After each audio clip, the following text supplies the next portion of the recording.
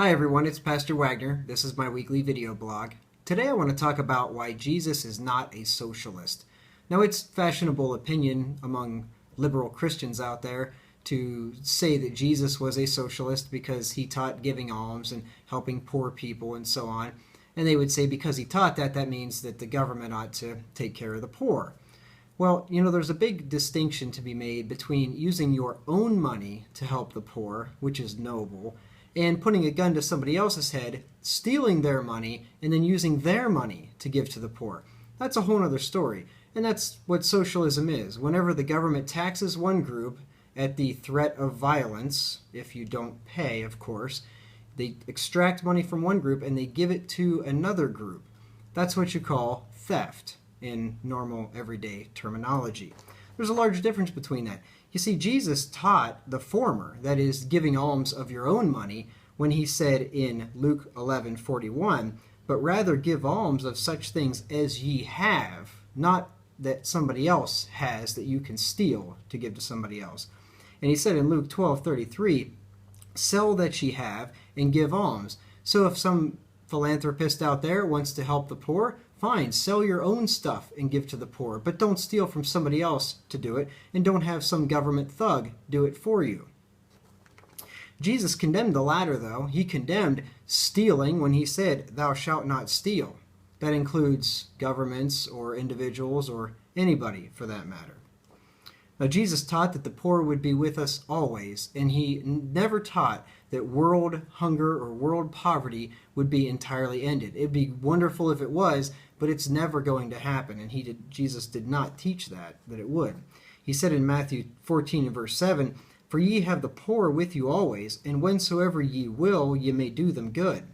But they're always going to be here. They've been here for the last 2,000 years, and they're never going to be totally poverty is never going to be totally eliminated, unfortunately.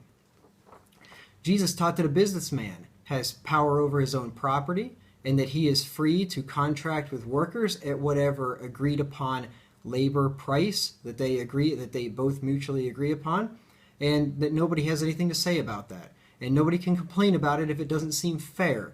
You remember the parable that Jesus taught in Matthew 20. You can read it in Matthew 20, verses 1 through 16, where a businessman went out. He owned a vineyard, and he went out and he found people that were idle, and he said, come and work in my vineyard, and I'll pay you a penny a day, which was a day's wage. So they came out in the beginning of the day, and they started working, and he went out again the third hour, which would have been 9 o'clock in the morning. And he found more people that he needed help in his vineyard, and he says, I'll pay you whatever's fair. So they came to work for him. Then he went out the sixth hour, about noon, said same thing, found people that were idle, said, I'll pay you whatever's fair. Then he goes out about the 11th hour. Apparently, he had a lot of work needed to be done, and he needed to make sure and get people out there and get the work done.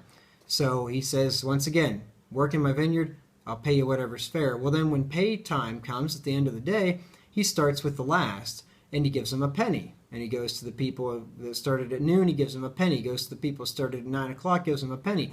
Goes to the people that started at the beginning of the day, and he gives them a penny because he had contracted with them for a penny. Well, they were upset about that. They thought, well, wait a minute. We worked in the heat of the day. We worked all day long, and you're only giving us a penny. And he says, guess what? I told you I would give you a penny. Therefore, I'm being fair, and just because I gave somebody else more, it's none of your business. What is that to thee? He said there, and you really sum it up in verse 15, Matthew 20:15. He says, is it not lawful for me to do what I will with mine own? Is thine eye evil because I am good? And that sums up Jesus' case for private property. Is it not lawful to do what I will with mine own? When you own something, you can do whatever you want with it. You can serve whoever you want with it or not serve whoever you want with it. You can pay people whatever they agree to work for you for. It's totally up to you. And as long as it's a mutual agreement and you're not forcing anybody to do anything, then it's perfectly fair and righteous. Jesus also taught, well, before I get to that though, the Bible teaches that a man has a right to the fruit of his labor. Back there in Proverbs 27 and verse 18, it says, whoso keepeth the fig tree shall eat the fruit thereof, so he that waiteth on his master shall be honored. You keep the fig tree, you eat the fruit thereof.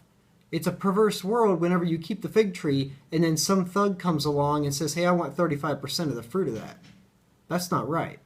When you keep the fig tree, you eat the fruit thereof. Jesus taught the wisdom of trading and investing, and he condemned laziness.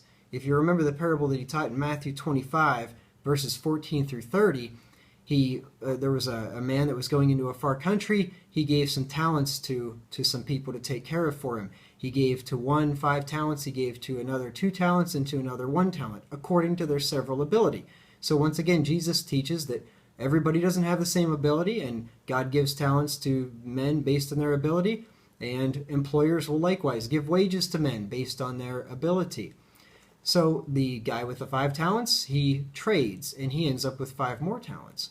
And the man said, well done, thou good and faithful servant. The guy with the 2 talents, he traded his 2. He invested, and he made 2 more. He got 100% on his return, just like the other guy did. And he says, well done, thou good and faithful servant. Enter into the joy of thy Lord. Thou hast been faithful with few things, you'd be faithful with many. I'm paraphrasing, of course. But the guy with the 1 talent, he didn't trade and invest. He didn't even put it in the bank and make interest on it. He just hid it in a napkin, and he says, hey, here's your talent back. I was afraid of you. You're an austere man, and so on. And the man recognizes what it was. It was slothfulness. It was laziness. And the guy and the man with the 1 talent was cast out. So Jesus here affirms the principle of trading and investing. Jesus also taught the principle of self-defense, affirmed the principle of self-defense when he taught that a man has a right to defend his own private property.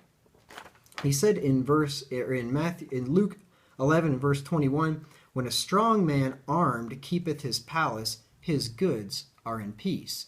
So once here, Jesus affirms the principle of self-defense, which is affirming the principle of private property. You have a right to defend your property against aggressors. It's yours. Now, contrary to the ideas of communistic Christians, the early church did not practice communism. They'll look there to the beginning in Acts chapter 5, where disciples were selling their properties, giving the money to the apostles for the apostles to distribute to people that had need. And they'll say, yes, see, this was a communistic system where the apostles distributed all the wealth, and this is how we should pattern churches and pattern governments and so on. But what happened there, if you notice, and if you read carefully in Acts chapter 5, when Ananias and Sapphira sold the land, they brought the price of the land to Peter. They lied about it, said they brought the whole thing when they really didn't. But what Peter says to them shows that the land was always theirs. It was always in their possession. When they sold it, the money was theirs. The money was in their control, and they could do with it what they wanted. It says there in Acts 5 and verse 4, this is Peter speaking to Ananias, whiles it remained, was it not thine own? And after it was sold, was it not in thine own power? The land was Ananias's. Once he sold it, the money was in his power. When he voluntarily chose to give it to the apostles, after that point, then it's in the control of the apostles and the church. But prior to that, it was his, and he voluntarily gave it up. It was not extracted from him against his will.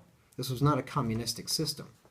The Bible teaches that people that can work should and must work, and if you don't work, you don't eat. It says in 2 Thessalonians 3, I'm going to read verses 7 through 12. Paul says, for yourselves know how ye ought to follow us, for we behaved not ourselves disorderly among you. Neither did we eat any man's bread for naught, but wrought with labor and travail night and day, that we might not be chargeable to any of you. See, these men worked. They didn't live off of somebody else. Not because we have not power, but to make ourselves an ensample unto you to follow us. For even when we were with you, we commanded you, that if any would not work, neither should he eat.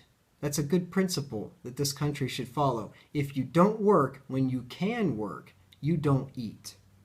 That means that there should be no welfare for people that can work.